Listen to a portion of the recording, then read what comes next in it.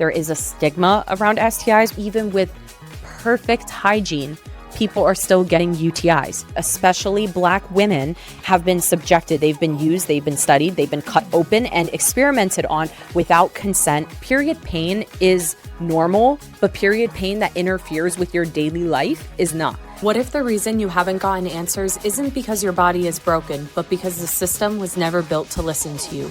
Welcome to G Chats. Hi guys, welcome back to G Chats with your host Gianna Jara here in the G Spot. And in today's episode, we are going to be talking about how to teach your children about female reproductive health. And today's episode is one that I think personally that every single parent should hear. So whether you're raising a daughter, sons, or both, you have both, because I think that one of the biggest mistakes that we make in reproductive health education is assuming that only girls need to learn about the female body. And I don't think that that's true, like at all. I actually think that boys deserve that education just as much, not because they have female reproductive organs, but because they will spend their entire lives interacting with women. They'll have a mom, sisters, classmates, coworkers, partners, wives, maybe daughters, and understanding the female body isn't just anatomy. It is literally empathy. It's respect, and it's preparing children to grow into adults who don't respond to women's health with shame, fear, or even disgust. This topic actually reminded me of something that happened when I first started with Meraki Co., my business. And when I first launched our probiotics, I was packaging everything myself, and I designed the mailers that I shipped everything in. And the mailer was white, and it had an illustration that I drew on my iPad of the uterus connected to the uterine tubes and the ovaries, and it had flowers and everything like that. And I loved it because my entire mission has always been to normalize female reproductive health, and I felt like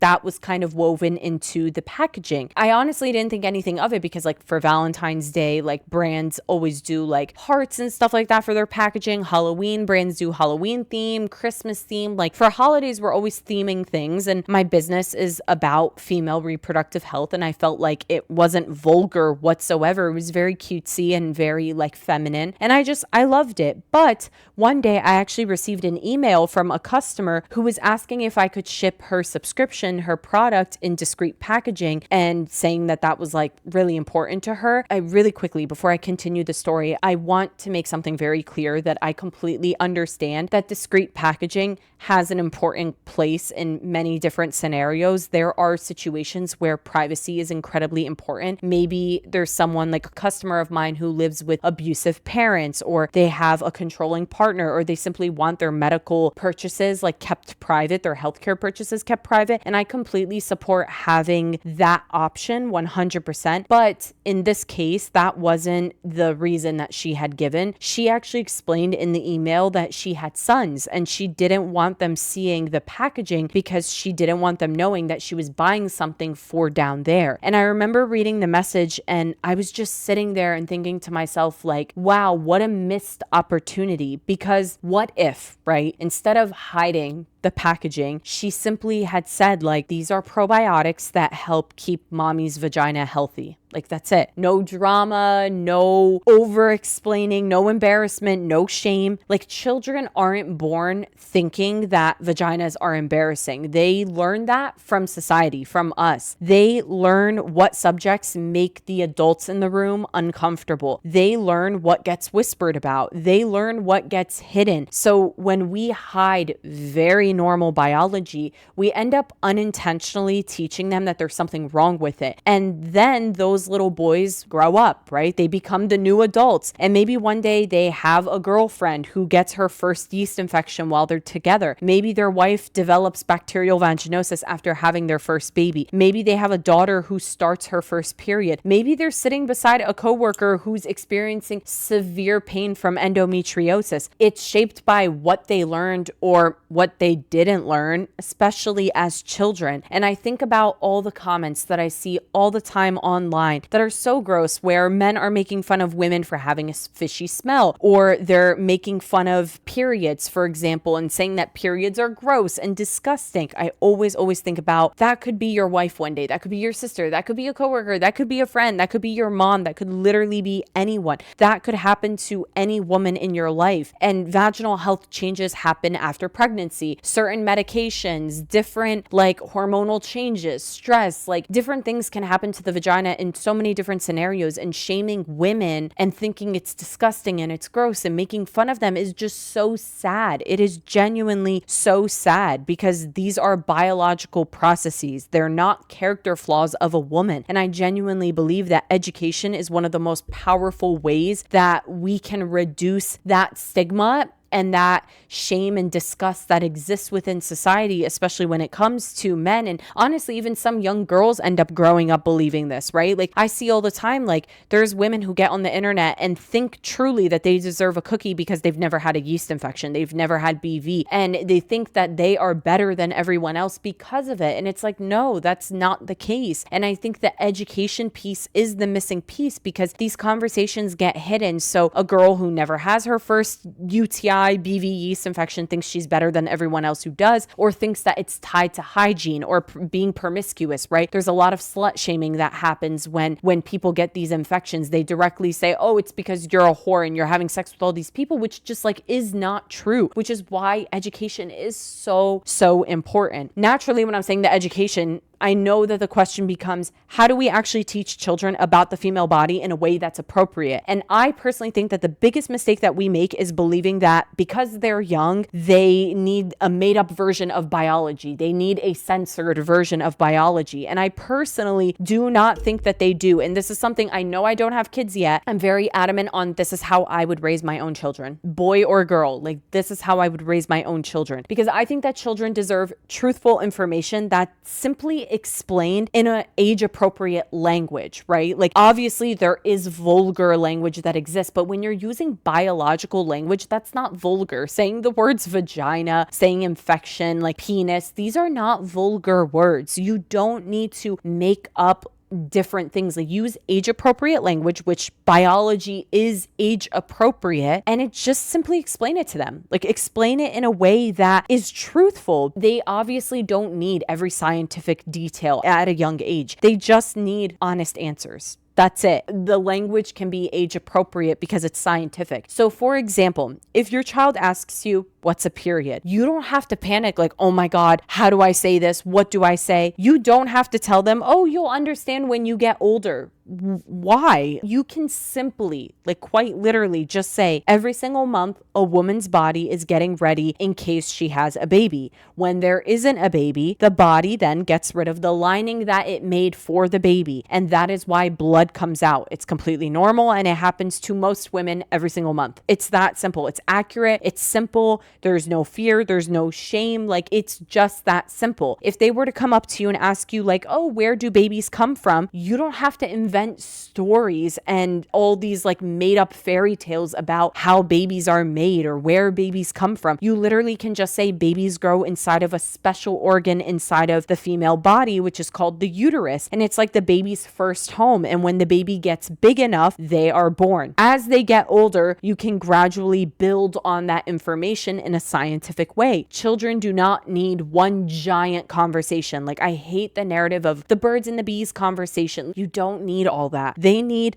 hundreds of little conversations over many years. And I know so many people are going to be like, why would they need hundreds of little conversations? That is a sign of a healthy dynamic. That is a sign of a good and safe relationship between a parent and a child, that they can keep coming to you with these questions. You don't need to make that one question 1 2-hour long conversation because this is such an intimidating, scary, and big topic to discuss. Like, no, you can build on the information. Like they asked, where does a baby come from? The uterus, that's an organ inside of the female body. And when the baby gets big enough, it comes out. They might ask, okay, how is that baby made? When that question comes up, I think it's relatively simple to explain what is it about male anatomy that makes a baby with female anatomy. So you can just say there's this thing called sperm that's inside of the penis, and that fertilizes an egg that's inside of the female body, and that can make a baby. Again, it's biological, it's scientific. I don't know why people think like you don't have to explain the act of sex. Maybe in the future they'll say, how does the sperm get inside of the female body? You can build on that. You could say there's this thing called sex. Like, then you can build on that and be honest. I think that there's a way to do it and build on information and answer their questions truthfully without you panicking of, now I have to have this whole conversation. You really can just build on it and give them a place where they feel safe enough to keep asking you questions. Truly, if they ask you, if they were to come up to you and they ask you, what is the vagina? I think that we should use correct anatomical words. I know that a lot of people say like in this household, we use punani, we use code words and stuff like that. I don't think like we should do that, because we don't call, like generally speaking, call the elbow the funny bend all the time because we're uncomfortable of saying the word elbow. We shouldn't invent nicknames for the vagina or for reproductive organs altogether, because I think that that's damaging. I think that that already makes it seem like the word vagina is a bad word. You quite literally and simply can explain that girls have a vulva on the outside of their body, and the vagina is the inside canal that connects to the uterus. That's just one of the body parts that girls are born with, and that is that. Using the correct language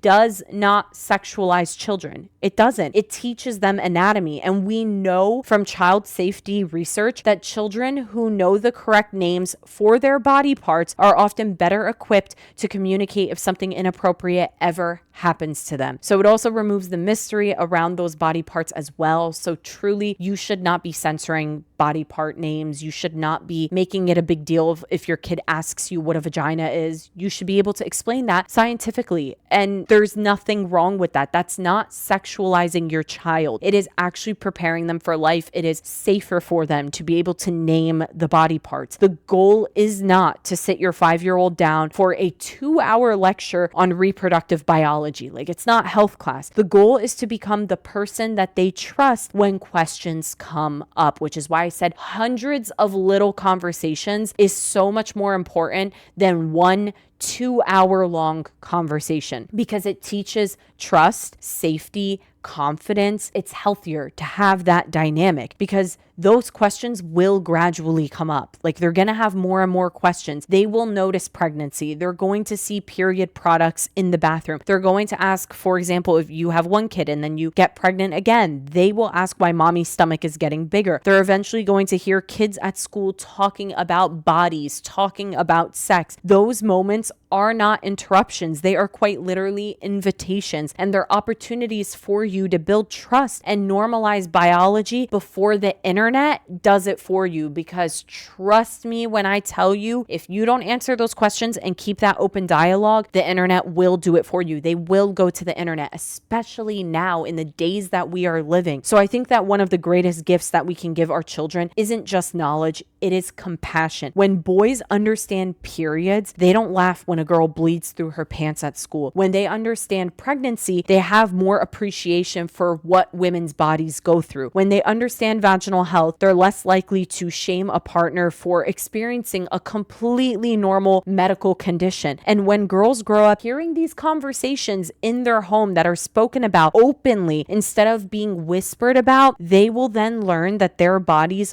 are not embarrassing. They're simply human, and it's normal. And that's what you want for your young daughters to go through, your young girls at home to go through. You want them to understand like these are normal. If we want the next generation to treat women's health differently than previous generations have, I don't think that that starts in medical school, for example. I think that it starts at the dinner table. I really do. I think that it starts with answering simple questions. I think that it starts with being honest and giving honest answers and teaching both our daughters and our sons that the female body isn't something to hide from. It's something to understand, and it matters to understand it. There's real implications for a healthier dynamic when everyone is able to understand the female body. I know that some people are going to be like, well, why don't we teach girls about men's bodies? You can explain like what a penis is to your daughter if she asks. Like, I'm not saying that it just has to be strictly about the female body. The reason why this is about the female body is A, this is my area of expertise, but B is because the female body receives far more stigma and shame than the male body does, which is why I'm harping on what you should do to teach your children about the female body, because the female body is the one that's stigmatized and receives all of the shame-based education and things like that. This is something that goes again for all parents of many different ages, to teach your kids these things when they're young and with these questions that they have. Be open, be honest, and allow a space where they can keep coming to you with questions. The questions may progress and become more and more intense, if you will. It might start with, what's a vagina? What is a baby? How is the baby made? These are progression of questions. And then it's like, they might come up to you and ask, mommy, what is sex? They might ask you that. That's where you don't have to make up stories. You don't have to start censoring things. You don't have to start like freaking out. You can just be honest with them on what that is. Like, be completely transparent. There's nothing wrong with that. I remember being really little, and in the first grade, I learned what graping was because it was talked about amongst the male classmates that I had. It was talked about. And I remember coming home, and remember, I grew up in an ethnic home. So I'm Middle Eastern, and I came home and I asked my mom, like, Mom, what does grape mean? And my mom literally was washing dishes and dropped her dish because she was just so stunned that I, a little 8-year-old, was asking like what graping was. So like, your kids are going to hear about these things in school. I learned about blowjobs. I've learned about, like, in the 6th grade, like eating out. I didn't know what that was from home life. Like, my parents never taught me that. And obviously I understand those are uncomfortable conversations. It feels vulgar to tell your kid what a blowjob is. And I'm not saying to do that, obviously. I'm pointing out the fact that these are things that your children are going to hear in school, right? There's a difference between a child who knows nothing about anatomy hearing about a blowjob for the first time versus a child who knows what a penis is, knows what a vagina is, knows what sex is, and then learns that there's other things that you can do in intimacy, like a blowjob, right? Now, for me, for example, I think I like generally just knew what a vagina was and knew what a penis was, but I had no idea like what intimacy was. Like, it wasn't really talked about. Like, sex was not talked about. So when I heard about a blowjob, I was like, what the? Like, I was like horrified to think like people are putting their mouths on a pee-pee. Like, I didn't think that that was a thing. So that's why I'm bringing up, like, obviously you don't have to explain every aspect of intimacy. And I think that's why it's so easy for parents to panic, because they think like, oh my God, my kids are going to learn this elsewhere, and they will, but you just have to equip them with the basics, the anatomy, the fundamentals, and they're going to learn other things. Like, they're eventually going to hear about orgasms. And when it comes to orgasms, for example, some vaginas will spray, some vaginas will have a creamy substance. That is something that you don't have to sit down and explain to a young child. Like, it feels vulgar to over explain these things, and you don't have to do that. They will learn those things